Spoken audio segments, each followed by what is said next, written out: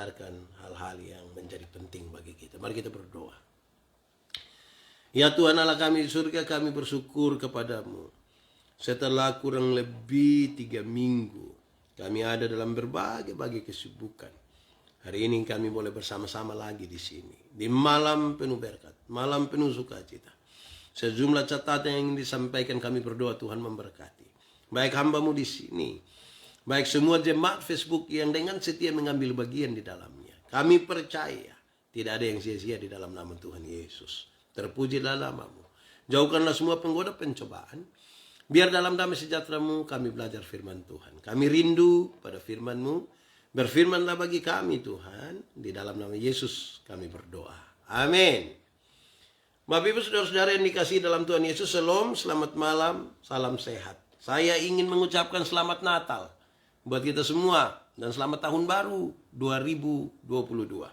Kita percaya kasih Tuhan itu nyata sekali. Saudara-saudara, dalam kesibukan pelayanan, saya ini mulai pelayanan Natal dari tanggal 1 Desember sampai nanti tanggal 17 Januari ini. Masih tersisa 20 acara Natal. Sehingga dalam kesibukan itu maka kita punya waktu bersama-sama di malam penuh berkat ini sedikit terganggu. Saya sudah dapat WA, dapat messenger dari banyak sekali orang untuk bertanya kenapa sudah tidak ada, jangan sampai sudah tidak ada pelayanan lagi. Sebenarnya tidak, kita upayakan sedapat-dapatnya hari ini kita akan mulai. Pak Pendeta kami malaikat terima kasih. Nah karena itu saudara-saudara, saya mohon maaf untuk hal-hal ini sehingga malam hari ini baru kita mulai lagi. Tuhan Yesus memberkati kita semua saudara-saudara. Kita baku dapat sudah di tahun 2022 ini. Saya rambut panjang kembali ini. Ini memang cukup lama kita tidak baku dapat ini. Terima kasih saudara-saudara dengan setia masih mau ada di malam penuh berkat ini. Terima kasih banyak, Tuhan Yesus memberkati kita. Saudara-saudara, kita memulai tahun 2021. Tahun lalu itu kita mulai sedikit dengan harapan, tapi tiba-tiba datang ini corona ini. Dari mana dia? Corona yang datang menggelisahkan kita. Kami di NTT langgar beberapa bulan, kemudian di bulan April kami dihantam lagi oleh badai seroja. Ini betul-betul membuat kami gelisah. Beberapa orang kemudian menjadi putus harap. Mereka galau kemungkinan besar. Tapi kalau hari ini kita ada di 6 Januari tahun 2022, kita percaya bahwa penyertaan Tuhan itu sempurna bagi kita. Susah dan senang itu ada, tapi Tuhan tidak membiarkan kita sendiri. Amin kok? Amin. Saya berharap saudara tetap dalam semangat, dalam penuh sukacita, bersama-sama dan saudara-saudara diberkati selalu. Puji nama Tuhan. Saudara, di malam hari ini masih tentang 10 hukum. Saya tidak akan membaca kembali bagian-bagian firman, tapi saya ingin mengingatkan kita karena saya akhiri atau terakhir kita baku dapa itu di hukum yang terakhir, di tulah yang terakhir, tulah ke-10. Dan hari ini saya ingin membawa kita untuk mengingat kembali, mengenang kembali dan coba berpikir kembali sesuatu dari kesimpulan tentang 10 tulah ini. Saya berharap ini akan menjadi pelajaran penting bagi kita, saudara-saudara. Saudara-saudara, ini catatan-catatan yang saya kira perlu kita ingat kembali. Saya mencatat sebagai bagian-bagian kesimpulan ini dari 10 tulah yang sudah disampaikan dalam perjalanan beberapa minggu yang lalu itu di malam penuh berkat. Kita berharap bahwa segera setelah malam hari ini dan setelah acara-acara Natal yang cukup padat, saya masih tersisa ada 20 acara Natal. Saya berharap ditambah lagi dengan pelayanan di jemaat tempat saya melayani. Jadi adat selalu pulang sudah lebih dari jam 10 malam. Akhirnya tidak bisa menjalankan dengan baik. Banyak orang sudah bertanya-tanya. Puji nama Tuhan malam hari ini kita bisa mulai. Ini hari saya punya 3 Natal. Nanti besok 5 lagi. Dan ini cukup banyak. Tapi bersyukur Tuhan masih berikan kesehatan. Dan ini semua untuk kemuliaan Tuhan. Baik saudara-saudara. Kita kembali saja ke 10 tulah di Mesir. Saudara-saudara. 10 tulah yang terjadi di tanah Mesir sebagaimana disaksikan dalam kitab Keluaran merupakan rangkaian peristiwa yang sangat berhubungan erat dengan keselamatan Allah bagi umat Israel. Penyertaan Tuhan bagi mereka, keselamatan yang Tuhan mau nyatakan bagi mereka dan mereka mesti tahu penyertaan Tuhan itu sempurna bagi mereka. Rangkaian peristiwa dimaksud, saudara-saudara, tentu saja ada latar belakang yang menyertainya. Itu tulah-tulah dong, itu tidak terjadi begitu saja. Kita mesti melihat dia secara kompleks, secara menyeluruh untuk melihat bahwa ternyata tulah-tulah itu punya latar belakang. Dia tidak berdiri sendiri. Jadi supaya ketika kita membaca dia, kita tidak langsung copot saja begitu untuk bilang, oh lihat ini Tuhan saja bisa begini, dan kita kira itu tidak ada konteks apa-apa. Bawa konteks itu ke timur mungkin berbeda nanti. Tapi mari kita lihat dia dengan baik. Ada hal-hal yang tidak mungkin akan berubah, tapi saya kira beberapa hal kita perlu tangkap dan tahu persis soal konteksnya. Saudara-saudara, banyak di antara orang percaya yang kurang memahami, banyak sekali orang-orang Kristen sebenarnya kurang memahami bagaimana makna yang terkandung di balik tulah-tulah tersebut. Kita seringkali, mari kita jujur, kita tidak memahami itu secara utuh. Dan ini kadang-kadang jadi masalah kalau kita memahami sesuatu tidak utuh. Dan karena itu baiklah kita mempelajari kembali, kan tidak apa-apa toh. Tambah hari kita sudah tambah tua, ini seringkali lupa juga. Yang sudah belajar bisa lupa, apalagi yang sama sekali tidak belajar. Pasti dia bukan lupa, dia tidak tahu. Dan karena itu kita belajar kembali, ini baik. Karena itu saudara-saudara, saya kira ini penting untuk kita dapat menangkap bagaimana tulah itu dimaksud. Tidak dapat dipisahkan dari pemahaman bangsa Israel, saudara-saudara. Bangsa Mesir terhadap ilah atau dewa yang mereka percaya. Justru itu langsung bersentuhan dengan berbagai tulah yang Tuhan nyatakan di tanah Mesir itu. Saya kira ini hal yang sangat penting bagi kita semua, saudara-saudara. Karena itu saya ajak kita untuk melihat lebih duluan tujuan dari tulah-tulah itu. Kalau kita baca Alkitab, saudara, kita menemukan paling tidak ini beberapa tujuan dari Tuhan izinkan tulah-tulah itu terjadi. Saya ingin menyebutkan, saudara-saudara, kira-kira ada 5 tujuan. 5 tujuan dari tulah-tulah itu Tuhan izinkan untuk harus terjadi di tanah Mesir. Apa itu, saudara? Yang pertama, untuk menunjukkan bahwa dialah Tuhan. Dialah Tuhan Allah, pencipta alam semesta, pencipta umat manusia. Keluaran pasal 7 ayat 4-5, pasal 12 ayat 12, pasal 18 ayat 11. Tulah itu untuk menunjukkan bahwa dialah Tuhan. Tidak ada Tuhan lain yang lebih hebat dari dia. Dialah Tuhan. Dia layak disembah. Dia patut untuk dipuja. Kedua, saudara-saudara, untuk menunjukkan bahwa dia satu-satunya Allah. Tidak ada Allah lain. Palsu semua itu. Allah-Allah lain itu palsu semua. Keluaran pasal 9 ayat 14. Ingin menunjukkan kepada kita bahwa dialah satu-satunya Allah. Tidak ada yang lain. Hanya dialah. Amin kok? Amin. Supaya saudara dan saya yakini. Apa yang kita imani ini bukan sesuatu yang palsu. Bukan sesuatu yang tidak benar. Ketiga, saudara-saudara, tulah ini dimaksudkan. Tujuannya adalah untuk menunjukkan ciri khas, naturnya, keunikannya, dan kekuatan kuasa Tuhan. Ini penting, saudara. Kekuatan Tuhan itu bukan dia Tuhan saja. Dia penuh kuasa.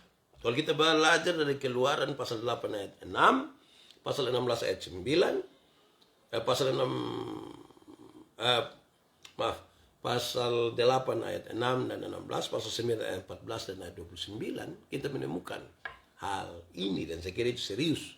Keempat, saudara-saudara, tujuan pemberian tulah-tulah adalah untuk menunjukkan hubungan yang khusus antara Tuhan Allah dengan bangsa pilihannya, dengan umat Israel. Dia ingin menunjukkan hubungan yang khusus. Keluaran pasal 10 ayat 1-12, pasal 11 ayat 7. Dia ingin menunjukkan inilah hubungan yang sebegitu akrabnya. Bukan saja hubungan biasa, saudara. Itu hubungan yang dibangun di atas kasih yang besar. Itu kasih itu yang membuat dia menyatakan itu semua. Adalah sangat tidak bijak, saudara, kalau ternyata kita meninggalkan kasih itu. Padahal kita tahu ini semua Tuhan kerjakan. Kepentingannya bagi kita. Bagi umat manusia. Bagi orang-orang yang Tuhan pilih. Kelima, saudara-saudara, tujuan dari pemberian tulah-tulah itu adalah untuk menunjukkan bahwa dewa-dewa orang Mesir itu bukanlah Allah. Mereka layak untuk dihukum. karena ketidakberdayaan mereka. Memang kalau kita percaya kepada sesuatu yang tidak kuat, yang tidak ada sesungguhnya, ini apa artinya? Dewa-dewa orang Mesir bukanlah Allah. Keluaran pasal 12 ayat 12, bilangan 33 ayat 4. Ini menunjukkan hal yang saya kira penting bagi kita. Ini tujuannya itu, saudara. Tula-tula itu memang diberikan untuk mengalahkan konsep orang Mesir tentang dewa-dewa mereka yang berkuasa. Orang Mesir itu kan berpikir tentang dewa-dewa mereka yang berkuasa. Tula-tula ini memang diberikan untuk mengalahkan konsep mereka itu. Untuk menghancurkan cara berpikir mereka yang sudah tersusun, terstruktur, sistematisme lah. Teratur sejak lama. Dan Tuhan izinkan ini semua terjadi untuk menghancurkan apa yang ada dalam pikiran dan percaya mereka. Saudara-saudara, saya kira kita juga perlu memahami bahwa bangsa Mesir adalah masyarakat yang politeistik. Artinya dia percaya kepada banyak dewa, yaitu masyarakat yang mempunyai dan menyembah banyak sekali dewa. Nah, ini yang bahaya. Bahkan mereka menganggap Firaun, raja mereka itu adalah seorang dewa. Raja mereka dianggap sebagai seorang dewa. Kalau raja kita bikin dia jadi dewa ini, kita mau sembah siapa lagi? Kita pasti akan lebih takut dia, dia langsung kelihatan. Tuhan tidak lihat. Kita tidak lihat Tuhan. Jadi banyak orang pasti akan lebih tunduk di sini. Mereka menganggap bahwa Firaun itu adalah seorang dewa, yaitu anak dari Amon-Ra. Anak dari Amon-Ra yang memerintah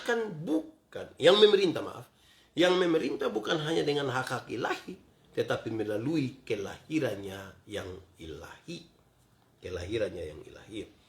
Di atas kepalanya ada mahkota berlambangkan falcon, simbol dewa Horus, dan lambang sukunya. Dahinya dihiasi dengan ular yang melambangkan kebijaksanaan dan kehidupan. Luar biasa ini. Saudara-saudara, bangsa Mesir juga mendewakan singa, lembu betina, dari lembu jantan, lembu betina, serigala, mereka mendewakan itu. Anjing, kucing, burung ibis, burung hering, burung falcon, kuda Nil, buaya, ular kobra, ikan lumba-lumba, dan berbagai jenis ikan lainnya. Pohon, termasuk juga binatang-binatang kecil seperti katak, belalang, dan berbagai serangga. Setidaknya ada lebih dari 80 dewa orang Mesir. Ini masyarakat yang percaya begini banyak ini. Dewa-dewa mereka terlalu banyak. Saya bayangkan kalau dong ada di sini, atau masa ini dong ada di NTT, semua binatang dong bawa habis. Semua mereka sembah. Nah, saudara-saudara, setelah kita memahami itu, supaya ketika kita melihat tula-tula ini, kita lihat dalam konteks itu, saudara-saudara, sehubungan dan eksistensi tula-tula tersebut, ada beberapa pandangan, saudara-saudara, buat kita semua, supaya kita tahu bahwa Tuhan telah mengatur segala macam itu. Pak Pendeta Sami, orang Mesir sembah kebun binatang. Artinya banyak sekali. Padahal ciptaan-ciptaan itu semua pada hakikatnya adalah sangat di bawah dari manusia. Manusia ini lebih tinggi. Tapi mereka justru percaya kepada lebih percaya kepada kepada binatang-binatang itu yang disebut sebagai dewa ini. Dan ini sesuatu yang sesungguhnya bermasalah, saudara-saudara. Nah, saya mau ajak kita untuk mari kita lihat secara cepat kembali. Memang saya sudah sampaikan, tapi mari kita lihat secara cepat masing-masing tula itu untuk kita menemukan. Tadi kita sudah lihat konteks dari latar belakangnya, saudara. Maka mari kita lihat. Air menjadi darah. Tula pertama. Air menjadi darah. Saudara-saudara, di Mesir hanya ada satu sumber air. Satu sungai, yaitu sungai Nil. Di Mesir hanya ada itu. Semua sumber kehidupan orang Mesir sangat bergantung pada sungai Nil. Seluruh kehidupan orang Mesir. Sangat bergantung pada Sungai Nil. Area luar dari Sungai Nil yang subur hanya terdapat pasir dan batu karang yang tandus. Di sebelah padang gurun Sahara, sebelah timur terdapat padang gurun Nubia yang merupakan area terlarang walaupun ukurannya lebih kecil. Kontribusi Sungai Nil bagi peradaban orang Mesir sangat besar. Mereka cukup bergantung di situ. Sehingga kontribusi Sungai Nil terhadap peradaban orang Mesir sangat besar. Sungai Nil adalah jantung bagi Mesir. Semua bentuk perdagangan dan pertanian bergantung kepada Sungai Nil. Saudara bisa bayangkan, mereka sangat terikat. Akibat dari tulah ini adalah ikan-ikan mati. Tetapi sebenarnya tulah ini bukan hanya berakibat di Sungai Nil saja. Bukan saja itu, melainkan seluruh sumber air di Mesir jadi berbau. Sehingga orang Mesir tidak dapat meminum air Sungai Nil. Keluaran pasal 7 ayat 21. Saudara, bagi orang Mesir Sungai Nil adalah sesuatu yang sangat keramat. Kok ini kita bergantung sekali kepadanya. Jadi dianggap dia sangat keramat. Di sisi lain, darah dianggap sebagai suatu bentuk kejijikan bagi orang Mesir. Ini sesuatu yang keramat. Di sisi lain, darah dianggap sebagai kejijikan bagi orang Mesir. Karena itu Sungai Nil harus dilindungi dari segala bentuk pencampuran. Sungai Nil harus dilindungi karena dia itu dianggap keramat. Lantas darah itu adalah sebuah kejijikan bagi orang Mesir. Karena itu Sungai Nil harus dilindungi dari segala bentuk pencampuran dengan darah manusia dan bentuk kejijikan lainnya melalui kehadiran dewa berkepala domba yang sangat menakutkan. Dijagain Sungai Nil, dijaga oleh dewa yang berkepala domba supaya jangan bikin kotor itu air. Saudara bayangkan. Kunum, dewa itu adalah Kunum yang beristrikan Sati, dewi berkepala gajah yang dianggap sebagai sumber dan pelindung sungai yang dingin. Jadi yang tadi berkepala domba itu, dia itu beristrikan. Menurut mereka ini dewa-dewi donju menikah ini. Enak Dia beristrikan Sati, dewi berkepala gajah yang dianggap sebagai sumber dan pelindung sungai yang dingin. Saudara, selain itu Sungai Nil dirasuki oleh roh Hapi, H-A-P-I, anak dari dewa Horus, yang seringkali digambarkan sebagai seorang laki-laki gendut, laki-laki gemuk, laki-laki gendut, yang memiliki payudara wanita. Laki-laki gemuk yang memiliki payudara wanita menggambarkan kelimpahan dan bentuk pertolongan yang diberikan oleh Sungai Nil. Hapi dihormati sebagai dewa yang selalu memanfaatkan lumpur, dan Sungai Nil sekaligus menyediakan kesuburan yang melimpah bagi tanah Mesir. Nah, ini penting sekali ya saudara. Kadang-kala saudara, Hapi juga digambarkan sebagai manusia berbentuk mumi dengan kepala yakis semacam kera, yang menggambarkan Hapi sebagai penjaga paru-paru dari segala penyakit dan penjaga Sungai Nil. Bayangkan saudara, mereka sangat kuat ada di sini. Yaitu sebagai pembantu Osiris. Membuat Osiris tetap bahagia adalah sesuatu yang penting bagi kemakmuran Sungai Nil. Harus dijaga. Karena asal-usul Sungai Nil diketahui pada zaman kuno dahulu, dan bagi orang Mesir, Sungai Nil merupakan jalan darah atau nafas kehidupan dari dunia bawah Osiris. Saudara lihat, sangat keramat kan? Sangat punya kisah di balik itu. Jadi ketika Tuhan kasih tunjuk ada air di Sungai Nil yang berubah menjadi darah, ini yang akan bermasalah nih saudara. Ikan-ikan yang hidup di Sungai Nil dianggap sebagai sesuatu yang keramat, sehingga dijaga oleh dua dewi sekaligus, yaitu Hathor, dewi langit, dan ratu surga yang melindungi ikan-ikan kecil. Bayangkan, itu satu dewi Hathor. Yang kedua, dewi Neith, N-E-I-T-H, dewi perang zaman kuno yang melindungi ikan-ikan besar. Jadi ada dewi yang khusus melindungi ikan-ikan kecil, ikan sardin dong itu. Tapi ada dewi juga yang melindungi ikan besar, ikan paus dong, ikan hiu. Nah, saudara-saudara, dianggap pula Neit adalah dewi Mesir yang sangat berkuasa. Dia sangat berkuasa. Dia adalah saudara dari Isis, ISIS, dan pelindung dari dua Mutef, dewa yang menjaga perut bagian dalam dari orang mati. Ya, orang mati perut bagian dalam juga dijaga oleh dewa.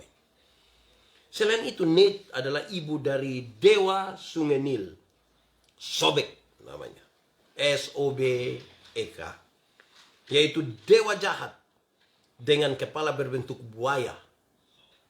Kepala bentuk buaya. Kepada Sobeklah Firaun mempersembahkan anak-anak laki-laki orang Ibrani yang dibuang ke Sungai Nil. Keluaran pasal 1 ayat 22. Waktu itu sudah ada kebijakan untuk bunuh anak laki-laki itu. Kepada Sobek ini, dewa Sungai Nil, dipersembahkan anak-anak laki-laki dari orang-orang Israel. APEPI,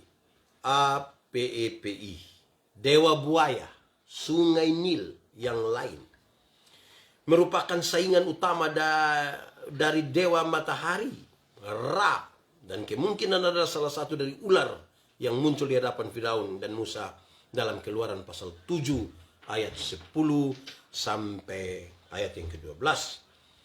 Sungai Nil juga dijaga oleh Dewi Tauret, Tauret, yaitu Dewi Badak Sungai Nil, serta Dewa Kehidupan Sungai Nil, yaitu Nu, N-U. Bayangkan, saudara.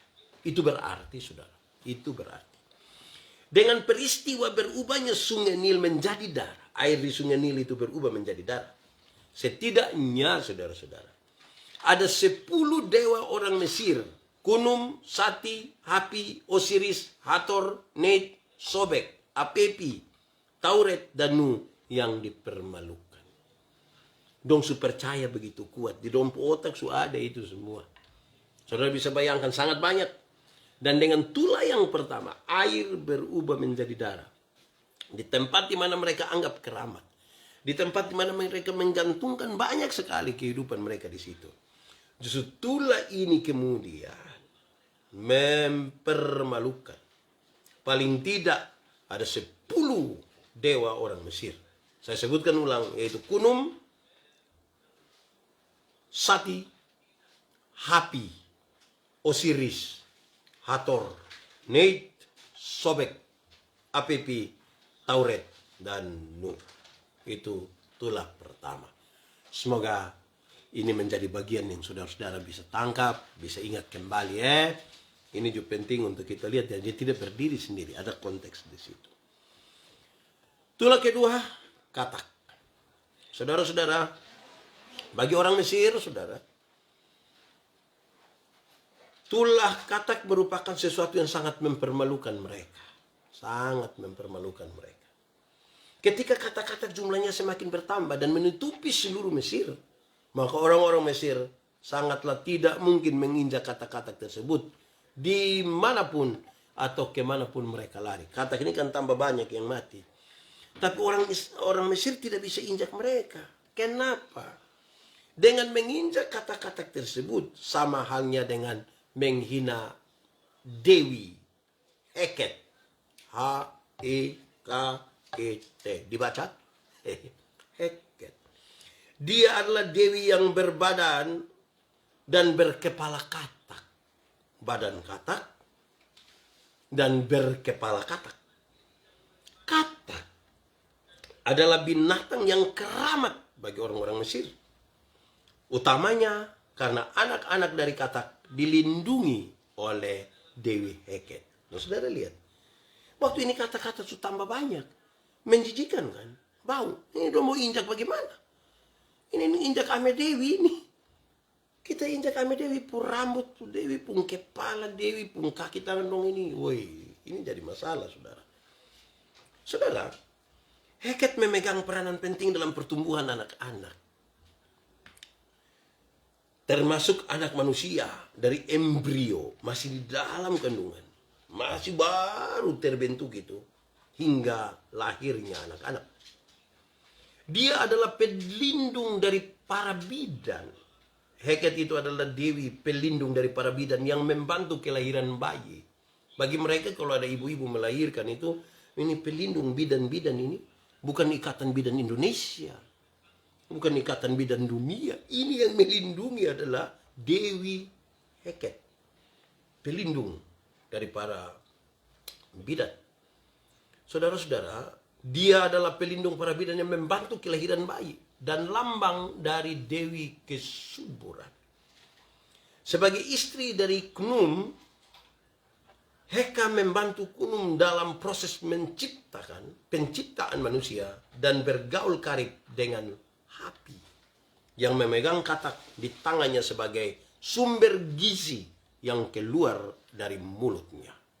Saudara bisa bayangkan itulah kedua, ini mau arah kemana ini saudara. Selain itu Dewi Heket dihubungkan dengan banjir di Sungai Nil. Jika musim air Sungai Nil surut, berjuta-juta katak malahan terus bertambah jumlahnya di sepanjang aliran Sungai Nil. Maka itu pertanda baik. Kalau ada katak-katak bertambah jumlahnya di sepanjang aliran Sungai Nil, itu pertanda baik dari Dewi Heket. Orang Mesir dilarang membunuh katak-katak tersebut. Bahkan ada kalanya jika seorang membunuh katak tanpa sengaja, bayangkan, injak katak tanpa sengaja, dia dihukum mati. Nah kalau kita de motor de auto baru ketemu katak di jalan yang lompat menuju bahan, ini kita pusing sudah. Kita mati sudah. Ini saudara bisa lihat sekarang. Bahwa ternyata di tulai yang kedua ini, Dewi yang dianggap sangat berjasa bagi kelahiran seorang bayi, pelindung dari para bidan, dipermalukan di sini. Masihkah kita percaya kok, saudara-saudara, bahwa Tuhan kita begitu dahsyat, begitu luar biasa, melebihi semua yang secara terstruktur sudah tersimpan di dalam pikiran, perasaan dari orang-orang Mesir waktu itu. Itulah ketiga, saudara. Nyamuk. Itulah nyamuk membawa petaka. Setidaknya, saudara, bagi 4 strata penting orang Mesir. Itulah nyamuk ini membawa petaka. Paling tidak bagi 4 strata penting orang Mesir. Pertama, saudara, imam-imam orang Mesir. Ketika sedang mengadakan perjalanan ke Mesir, sejarawan Yunani, Herodotus dalam tulisannya, saudara, dia terpukau dengan ritual yang dilakukan imam-imam Mesir. Menurutnya, bagi seorang imam Mesir, dihinggapi 1 ekor nyamuk saja berakibat pada statusnya sebagai orang najis. Imam-imam nih kalau nyamuk hinggap ame sedikit di dia, woi, ini dia sudah dianggap najis ini. Wah, bahaya sudah. Apalagi kalau kita tinggal di daerah malaria sama kayak Kupang kok. Itu kita najis semua sudah ini.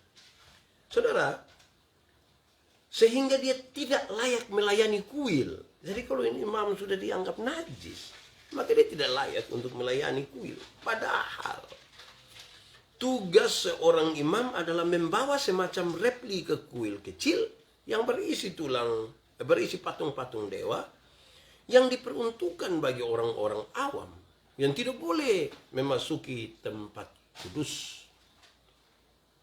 Tidak boleh memasuki tempat kudus. Saudara bayangkan. Selain itu, sebagai imam, mereka harus bertugas untuk melayani berbagai ritual dan ruang kudus. Jadi sebelum buat itu bait Allah yang ada ruang maha kudus, ini orang Mesir, orang duluan. Nggak bisa bayangkan. Tetapi kepada siapa mereka menyembah dan percaya ini yang agak rumit ini. Firaun, saudara, itu strata pertama, yaitu para imam. Yang kedua, Firaun. Firaun digambarkan sebagai inkarnasi Horus dan anak dari dewa matahari, Ra. tanah di Mesir adalah tanah yang kudus. Dan ketika tanah kudus milik Ra diubah menjadi nyamuk, maka itu merupakan tamparan besar bagi Firaun. Ini tamparan besar bagi Firaun sebagai dewa yang berinkarnasi. Jadi kalau nyamuk sampai ada di tanah kudus itu, oh, ini yang berinkarnasi lu buat apa sih di situ? Ini tamparan bagi Mesir. Ini sudah dua kelompok ini. Firaun, imam-imam orang Mesir. Ketiga, ahli-ahli sihir di Mesir. Pada tulah ketiga inilah ahli-ahli sihir di Mesir baru tidak dapat meniru apa yang dilakukan oleh Allah Israel melalui Musa. Bahkan mereka berani berkata bahwa tulah nyamuk ini adalah tangan Allah. Keluaran pasal 8 ayat 19. Ini tangan Tuhan yang turut bekerja, langsung bekerja. Mereka tidak mungkin bisa melakukan dan menyaingi ini. Padahal ahli-ahli Mesir, ahli-ahli sihir di Mesir itu sangat diandalkan pada waktu itu. Dewa tanah Mesir, Geb, G-E-B, adalah dewa yang melindungi tanah. Sedangkan Set, S-E-T-H, dewa pemarah. Ada dewa pemarah juga ini. Jadi yang tukang marah-marah itu jangan sampai dia dewa. Yang menguasai tanah Mesir bagian padang gurun dikuasai oleh Set, S-E-T-H, dewa pemarah. Dengan berubahnya debu tanah di seluruh Mesir, maka kedua dewa itu seakan dipermalukan dan mereka dilihat sebagai tidak berdaya. Di manakah kamu? Ini dewa-dewa yang hebat-hebat ini. Geb dan Set dipermalukan di tulah yang ketiga. Tuhan sapu bersih. Gimana lagi? Apa yang mulai dari apa yang mereka gantungkan diri mereka? Sungai Nil, dan mulai satu persatu apa yang mereka percaya ini Tuhan permalukan di sana. Tulah keempat, lalat. Lalat ini saudara, tulah ini merupakan tulah pertama yang dilakukan Allah dengan membuat suatu perbedaan antara umatnya dengan orang-orang Mesir. Keluaran pasal 8 ayat 22 sampai 23. Tuhan melakukan sesuatu yang membedakan mereka di situ. Lalat menjadi lambang suci dari dewa matahari, Amon-Ra. Lalat merupakan lambang suci yang memiliki mahkota berbentuk lalat di kepalanya sebagai simbol dari kehidupan kekal. Simbol kehidupan kekal. Tetapi lalat yang muncul pada tulah keempat ini justru menimbulkan penderitaan bagi orang Mesir. Jadi bukan bawa kehidupan kekal. Ini dia bawa penderitaan besar. Saudara tahu, lalat dipuja sebagai hamba-hamba dari Fatchit, V-A-T-C-H-I-T, yaitu Tuan atas lalat-lalat orang Mesir. Orang Mesir sangat memuja Fatchit sebagai penguasa atas lalat-lalat. Saudara bayangkan, lalat saya ini ada penguasa. Jadi saya bayangkan kalau kita hidup waktu itu, kita berani usir buang lalat satu atau pakai yang tangkap-tangkap lalat itu di rumah makan. Oh, saudara suka nama salah sudah. Jadi betapa ketika ini terjadi, saudara, Tuhan ingin kasih tahu apa yang kamu percaya selama ini palsu semua. Apa yang kamu percaya ini tidak bisa melakukan apa-apa ketika tangan Tuhan berkuasa untuk menunjukkan sesuatu di situ. Saudara bayangkan, orang-orang Mesir yang sangat kuat dengan pikiran mereka, indoktrinasi dan lain sebagainya tentang apa yang mereka percaya.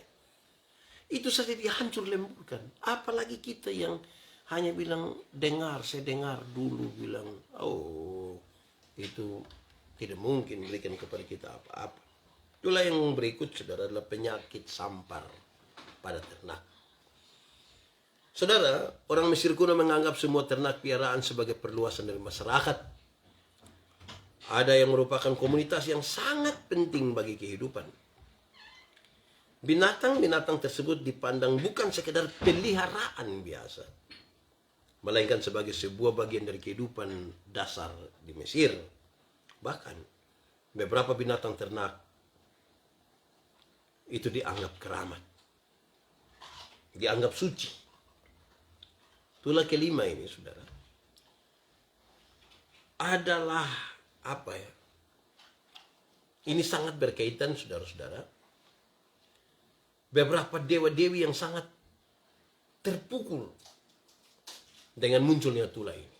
Dan ketika Tula ini ada, penyakit campak, beberapa dewa-dewi ini dihancurkan dan dipermalukan. Sapi, biasa disebut Apis, adalah binatang keramat bagi orang Mesir. Menurut kepercayaan orang Mesir, saudara, Apis adalah dewa yang sangat luar biasa, yang disembah orang-orang Mesir sejak 3000 tahun sebelum Masehi. 3000 tahun sebelum Tuhan Yesus datang, dong sudah menyembah ini. Apalagi kisah tentang kelahirannya. Menurut mereka setiap 25 tahun, terang bulan yang dari dewa akan menyambar sapi, sehingga sapi itu hamil. Terang bulan, sambar sapi, sapi hamil. Wih, ini orang bisa percaya sampai yang begini-begini. Tapi ini sudah yang mereka percaya. Saudara-saudara, apa ya? Sapi Apis itu dianggap sebagai inkarnasi dari dewa bumi. Sepanjang hidupnya Apis disembah sebagai anak maupun inkarnasi dari PTAH. Dewa perancang alam semesta. Jadi alam semesta ini bagi mereka dirancang oleh Tah itu. PTAH. Saudara, ketika Ptah itu berinkarnasi, Apis merasuki tubuhnya. Dan ketika Apis mati, Apis akan mengalami kebangkitan bersama dengan Osiris. Untuk alasan-alasan praktis tertentu, saudara, Apis dijaga terpisah.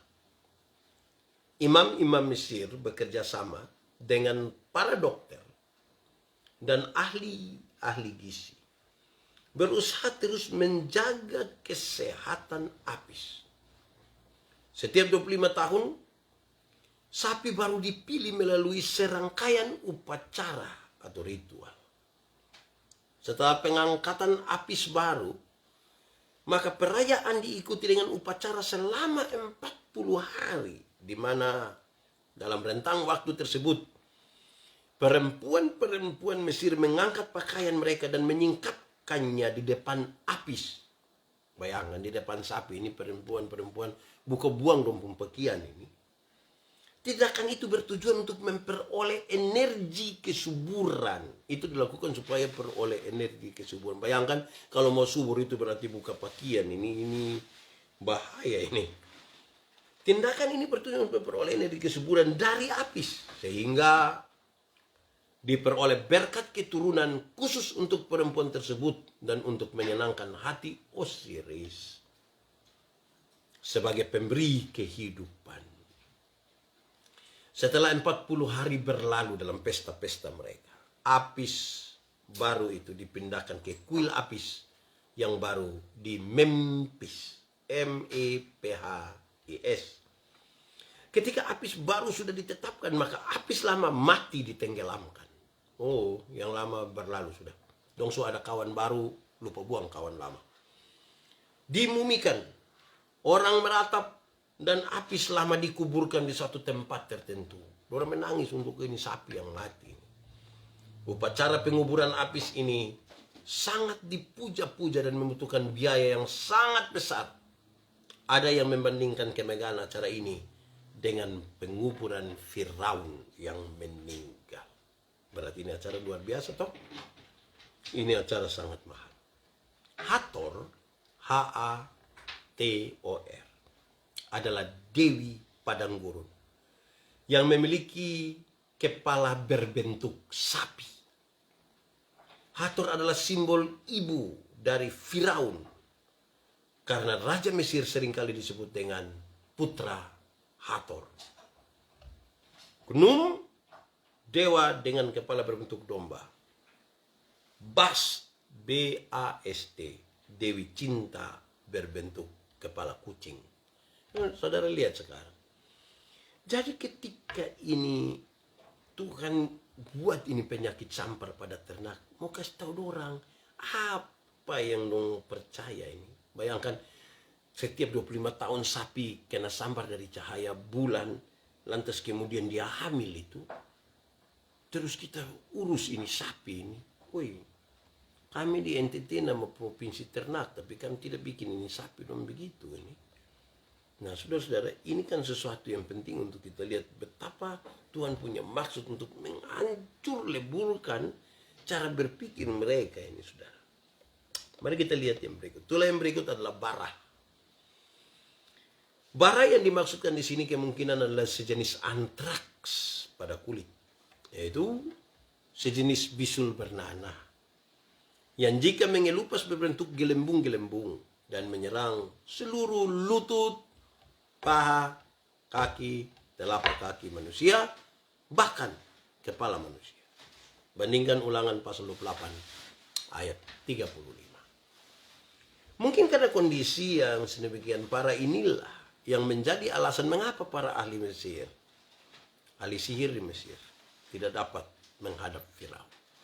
Keluaran pasal 9 ayat 11. Selain mempermalukan para ahli sihir di Mesir, saudara, kondisi ini juga menghina setidaknya kekuatan 3 dewa orang Mesir. Dewa-dewa kesembuhan dan dewa kesehatan. Di Mesir itu ada dewa kesembuhan, ada dewa kesehatan. Pertama adalah Serapis, dewa yang bertugas menyembuhkan sakit. Jadi kalau kita sakit, kita sembuh, oh itu dewa Serapis. Dewa yang kedua adalah Tot, T-H-O-T-H. Dewa berkepala burung ibis yang mengurusi intelijensia yang berhubungan dengan medis.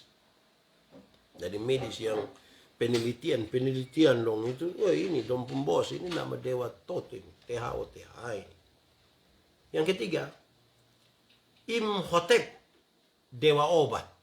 Jadi tadi itu dewa untuk meneliti, ini dewa obat ini. Imhotep adalah dewa obat Mesir. Selama dinasti Mesir 3 atau setidaknya 1000 tahun sebelum peristiwa Keluaran, ada seorang laki-laki yang bernama Imhotep yang melayani sebagai pegawai kepercayaan dari Firaun Zoser, Z-O-S-E-R. Imhotep adalah seorang ahli teknik yang sangat pandai dan membangun bangunan-bangunan raksasa dari batu, termasuk di dalamnya step piramid di Saqqara. Saudara-saudara, dia juga memiliki, Imhotep tadi, memiliki kemampuan sebagai ahli sihir dan dokter. Ini dia pasti kepala dari ikatan dokter. Ketika orang Mesir menderita 7 tahun kelaparan selama masa pemerintahan Zoser, Firaun meminta Imhotep untuk mempelajari kitab-kitab keramat.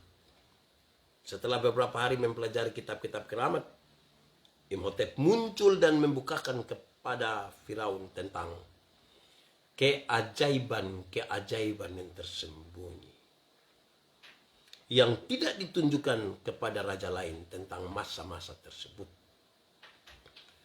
Zoser sangat terkesima dengan penjelasan Imhotep yang mengakibatkan Mesir dapat mengatasi kelaparan di negeri tersebut. Selanjutnya Imhotep diangkat sebagai kepala imam Kerihep. Kepala imam Kerihep, yaitu anak dewa Ptah, P-T-A-H tadi. Tetapi popularitas dari Imhotep tidak hanya berhenti selama ia hidup saja. Jadi orang ini bukan selama dia hidup saja dia populer. Ketika dia sudah mati, dia diangkat, didewakan sebagai dewa penyembuh. Ini orang hebat-hebat ini, karena dia ketua dokter ini. Waktu mati, dia diangkat sebagai dewa penyembuh. Kalau kita ini kalau pahlawan mati kan cukup dong nama jadi nama jalan toh. Orang-orang berjasa supaya diingat ya, nama bangunan, nama apa. Ini dong angkat dia jadi dewa penyembuh. Firaun selanjutnya membangun banyak kuil yang salah satunya ditujukan kepada Imhotep. Di kuil Imhotep disediakan kamar-kamar pengobatan untuk orang yang sakit secara fisik dan mental. Imhotep mengajarkan kepada orang-orang Mesir bahwa berbagai bentuk gejala penyakit dapat dihindarkan jika kekuatan sihir dari penyembuhan dipergunakan dengan benar. Para ahli sihir, pengikut Imhotep, biasa mempergunakan kristal sihir dan jampi-jampi Isis untuk memanggil Sekhmet, Sekhmet, dewi yang berdaulat atas berbagai penyakit. Bayangkan saudara, berarti ini penyakit ini yang Tuhan izinkan terjadi supaya mau kasih tahu apa yang kamu percaya kepada dewa-dewi yang berurusan dengan kesehatan ini tidak mampu berbuat apa-apa kalau Tuhan sudah turun tangan. Itulah yang berikut, hujan es. Itulah hujan es disertai kilat dan guntur merupakan peristiwa yang sangat menakutkan bagi orang Mesir dibandingkan jika peristiwa itu terjadi di negara lain. Di Mesir ini kalau ada hujan es disertai kilat dan guntur ini lebih menakutkan dibanding kalau terjadi di Kesetnana, kok di Jakarta, kok di Papua, kok. Saat itu di Mesir, saudara, hujan merupakan sebuah peristiwa yang sangat jarang. Guntur dan kilat pun jika muncul bukan merupakan jenis peristiwa alam yang membahayakan. Hujan jarang lain, guntur kilat kalau ada tidak standar saja, biasa tidak membahayakan. Dewi Nut, Nut adalah pelindung langit dan cuaca dalam kesenian Mesir. Ada dewi yang melindungi langit dan cuaca. Di dalam kesenian Mesir, dia disebut Dewi Nut. Dia dilambangkan sebagai wanita yang merangkul bumi dengan binatang di atas punggungnya dan bumi di bawah perutnya. Binatang di atas punggung, bumi di bawah perutnya. Siapakah dia? Dia adalah istri dari Osiris, penguasa atas ladang dan kesuburan sekaligus. Dia adalah ibu bagi dewa-dewi lainnya seperti Hathor, Set, Isis, dan Nephthys. Saudara-saudara, petani-petani kuno Mesir menggambarkannya sebagai seorang ibu yang sangat perhatian terhadap langit. Oh, ini ibu perhatian terhadap langit. Menurut mitos kuno, saudara, Nut meninggikan dirinya setiap pagi melalui jari tangan dan kakinya untuk menyediakan suatu ruangan semacam cakrawala buat dirinya dan GEB tadi itu. Pada malam hari ketika Nut berbaring, cakrawala itu menutup kembali dan kegelapan melingkupi bumi. Bagi orang Mesir, saudara, ketika hujan es tiba-tiba turun dengan hebatnya dan langit menjadi gelap, hal ini merupakan tindakan yang sangat mengejutkan karena menyangkut kredibilitas kemampuan dewa-dewi yang biasa mengatur keseimbangan alam seperti Su, dewa angin dia, dan Horus, dewa langit Mesir atas yang berkepala elang. Di manakah mereka? Kredibilitas mereka dipertanyakan. Selain itu Isis dan Set yang bertugas menjaga panen juga diragukan kredibilitasnya. Apalagi pada tula ini ada keterangan tentang dasarnya hujan es ini. Bahkan sebelum pernah terjadi sejak Mesir berdiri menjadi sebuah bangsa. Ini baru pertama kali. Terlalu dasar. Dan dewa-dewi mereka tidak mampu melakukan apapun. Itulah yang berikut, belalang. Dengan gambaran serangan yang dipaparkan kitab Keluaran pada bagian ini, seharusnya orang Mesir meminta bantuan kepada Sobek, S-O-B-E-K tadi. Dia dewa berkepala buaya yang menguasai binatang-binatang dan serangga. Sebagai anak dari Nate, Sobek adalah setan bawah bumi yang menguasai 4 elemen, yaitu api, bumi, air, dan udara. Dengan demikian, saudara-saudara, Sobek bekerja sama dengan dewa-dewa lainnya seperti Ra, Geb, Osiris, dan Su. Saudara, dengan menguasai 4 elemen di atas, Sobek harus mampu menguasai binatang-binatang dengan aktivitas dan habitat tertentu. Seperti buaya di air, belalang di udara. Namun ternyata Sobek tidak mampu menghadapi serangan pasukan belalang di tanah Mesir. Dia harus di mana? Selain itu, dewa-dewi yang berhubungan dengan tumbuh-tumbuhan juga berdiam menghadapi serangan belalang ini. Dewa mereka Nepri, dewa gandum, Ermutet dan Termutis, dewa panen, tidak berdaya apa-apa ketika Tuhan memerintahkan belalang-belalang itu hadir di Mesir. Apa yang mereka percaya jadi rusak ini. Itulah yang berikut adalah kegelapan. Orang Mesir menganggap Amon-Ra sebagai dewa atas segala dewa. Dewa yang paling tinggi itu, dewa di atas segala dewa adalah Amon-Ra. Mereka percaya bahwa tidak ada dewa yang lebih tinggi dari Ra. Dia paling tinggi sudah. Matahari terdiri dari mata Ra. Dewa paling tinggi pemata itu yang matahari sudah. Terang dan hangatnya matahari tengah hari merupakan percikannya ketika ia mandi. Matahari itu dia pemata. Kalau kita rasa panas sedikit, itu percikan waktu dewa ini ada mandi. Wih, ini bahaya. Mereka kalau kita panas itu waktu mandi. Waktu dingin kita yang panas. Ra juga disebut sebagai Kepri. K-H-E-P-R-I. Matahari yang terbit. Atum, matahari yang terbenam. Sehingga seluruh posisi matahari, baik terbit hingga terbenam, merupakan bagian postur tubuh Ra. Wah, ini bahaya nih. Saudara-saudara, Firaun dipandang sebagai anak dari Ra, yaitu perwakilan Ra di muka bumi ini.